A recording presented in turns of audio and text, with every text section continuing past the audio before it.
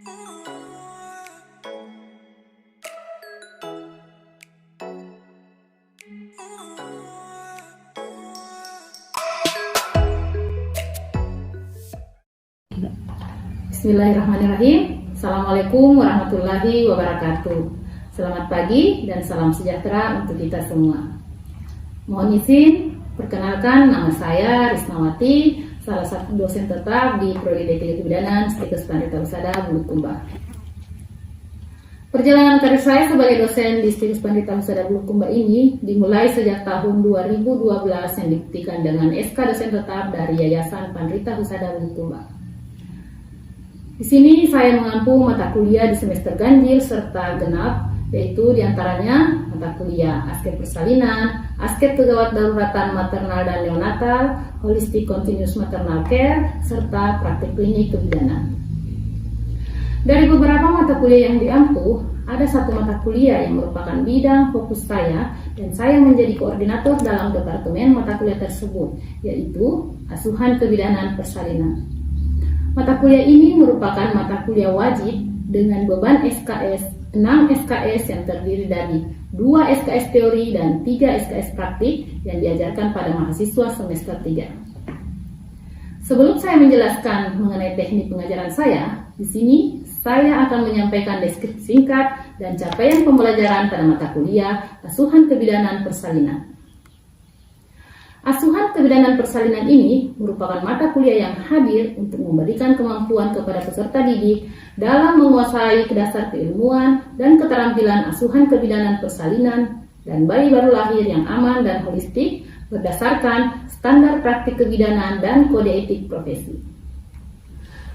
Adapun capaian pembelajaran pada mata kuliah ini adalah diharapkan mahasiswa mampu yang pertama memahami konsep dasar asuhan persalinan, yang kedua, memahami faktor-faktor yang mempengaruhi persalinan. Ketiga, mahasiswa mampu memahami perubahan fisiologi dan psikologi dalam persalinan. Yang keempat, mengidentifikasi kebutuhan dasar ibu bersalin sesuai dengan kala persalinan. Dan yang kelima, melakukan pasien safety dan pencegahan infeksi dalam asuhan persalinan.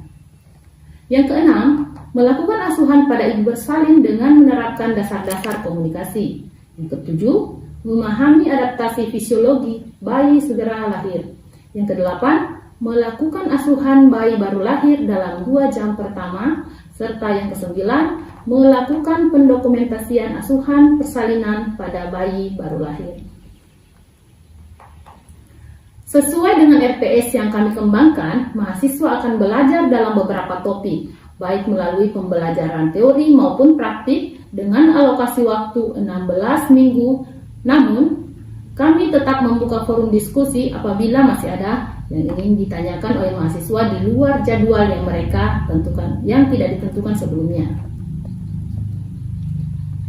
Adapun referensi yang saya gunakan mengacu pada daftar rujukan yang sesuai dengan kurikulum D3 Kebidanan, ditambah referensi pendukung seperti jurnal, artikel ilmiah, dan sebagainya. Nah, setelah menjelaskan deskripsi singkat mengenai mata kuliah yang saya ampu, di sini saya akan menjelaskan mengenai teknik pengajaran saya menggunakan metode DIA, yaitu Delivery, Interaction, dan Assessment. Untuk delivery, di sini saya akan menjelaskan bagaimana saya menyampaikan proses perkuliahan. Jadi, penyampaian materi pembelajaran meliputi metode problem-based learning, case study, small group discussion, skill lab melalui metode simulasi, dan demonstrasi yang ditunjang dengan laboratorium dengan konsep mini hospital. Untuk tahun akademik 2020-2021, kita berada di era pandemi COVID-19, di mana aktivitas pembelajaran tatap muka di kelas dibatasi. Maka, kami menggunakan metode perkuliahan secara hybrid, yaitu dalam jaringan dan di luar jaringan. Untuk muatan teori menggunakan metode daring atau virtual melalui tatap maya, via Zoom, grup WhatsApp, Google Classroom, serta e-learning. Untuk muatan pembelajaran praktikum, kami tetap memfasilitasi mahasiswa untuk berpraktik langsung di laboratorium dengan menerapkan protokol kesehatan yang ketat dan mengurangi kapasitas jumlah mahasiswa. Untuk yang kedua, proses interaction, ya. Jadi untuk mata kuliah Aske Persalinan ini, saya berinteraksi dengan mahasiswa baik di dalam kelas maupun di luar kelas. Interaksi di dalam kelas berupa proses tanya jawab, diskusi, tes formatif, presentasi, dan kegiatan laboratorium. Untuk di luar kelas, saya lakukan dengan menggunakan media sosial. Salah satunya adalah WhatsApp Group. Kemudian yang ketiga adalah metode assessment, yaitu bagaimana saya menilai mahasiswa. Jadi pada pertemuan pertama perkuliahan, saya selaku koordinator mata kuliah selalu melakukan kontrak perkuliahan pada mahasiswa yang memuat beberapa tata tertib.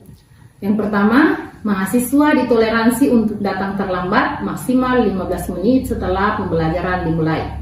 Kemudian total kehadiran minimal 80% dan mereka harus berseragam rapi, menggunakan atribut yang lengkap serta menggunakan sepatu hitam, dan mereka tidak boleh menggunakan handphone selama perkuliahan berlangsung. Selain itu, saya juga menyampaikan terkait penilaian pada mata kuliah saya, sehingga sejak awal mereka sudah mengetahui transparansi penilaian. Nah, adapun komponen penilaian tersebut, yang pertama, penilaian tentang soft skill, ya, sebesar 15%, kemudian untuk tugas sebesar 20%, untuk UTS sebesar 15%, kemudian untuk ujian akhir semester sebesar 20%, dan untuk praktik lab sebesar 30%. Baik, itulah tadi penjelasan tentang metode pembelajaran saya. Setelah ini saya akan menunjukkan cuplikan video pengajaran saya dalam mata kuliah asuhan persalinan di kelas dengan pokok bahasan faktor-faktor yang mempengaruhi persalinan. Terima kasih dan selamat menyaksikan. Assalamualaikum warahmatullahi wabarakatuh.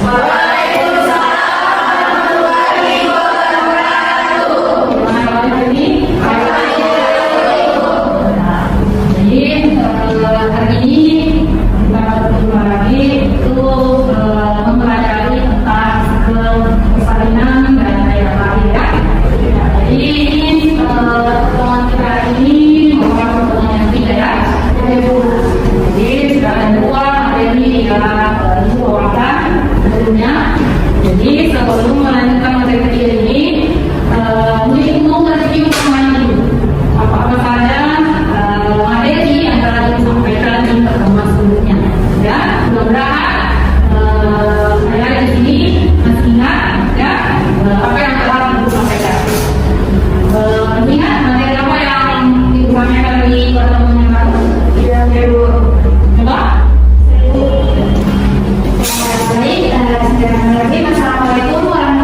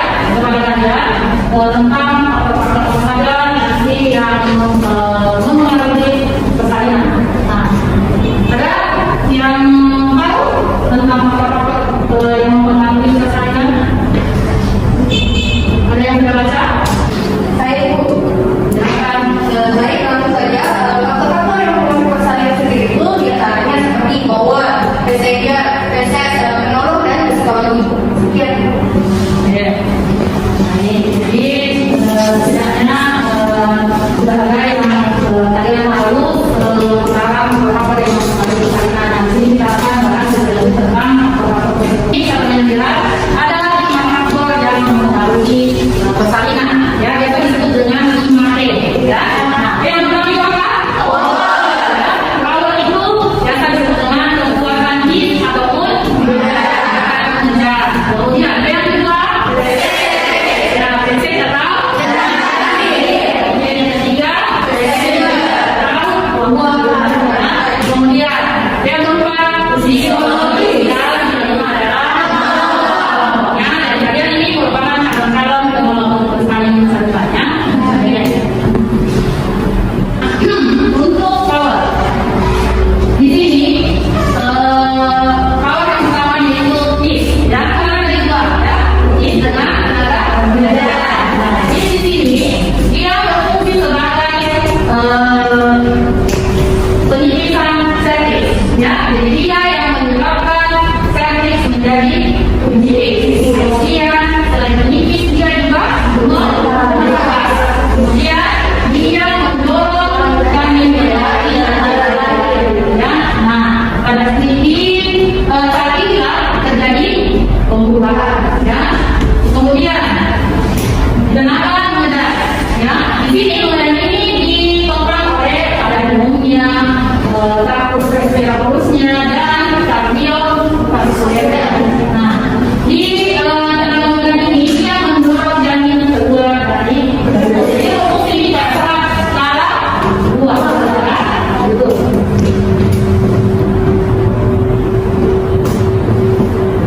Filosofi yang pertama dia itu otonom atau involuntary, dapat melalui secara mekanis, kemis dan termis. Kemudian mempunyai pacemaker, terus kemudian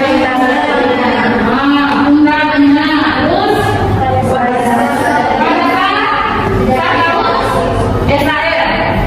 segmen atas kaki. Jadi seperti itu ada bagiannya, segmen atas kaki dengan segmen bawah kaki. Dia kontraksi terus. Di sini ada perbedaan antara kontraksi terus dengan kehamilan, persalinan dan ya. Di sini untuk masa persalinan, masa kehamilan, ya. Jadi jangan bilang kontraksi itu atau ini itu hanya terjadi di persalinan, tidak, ya. Nah, jadi ada namanya disparsu yang terjadi di kehamilan.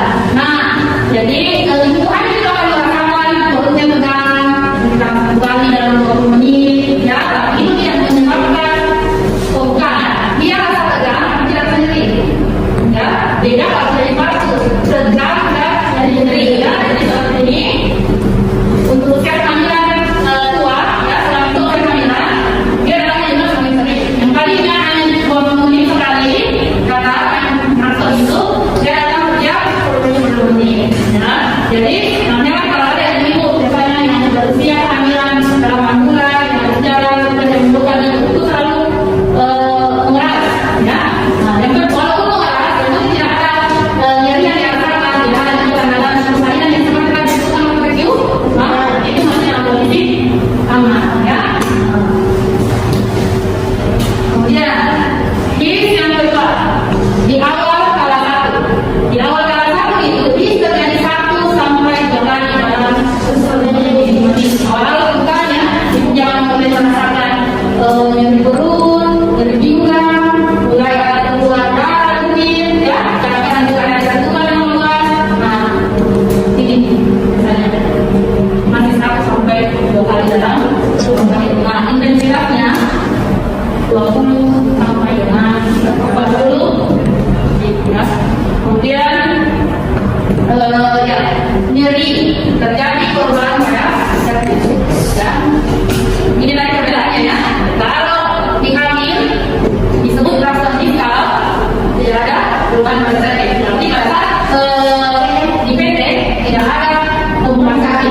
Nah, berarti itu memang rasa diskal. Tapi kalau ada perubahan mulai nyeri, berarti sudah mulai masuk di baru. Berarti dia sudah bisa didiagnosis menjadi baru kala satu. Ya, nanti untuk penentuan yang masalah atau sakit tadi adalah penggunaannya. Ya, berapa kali kala satu sampai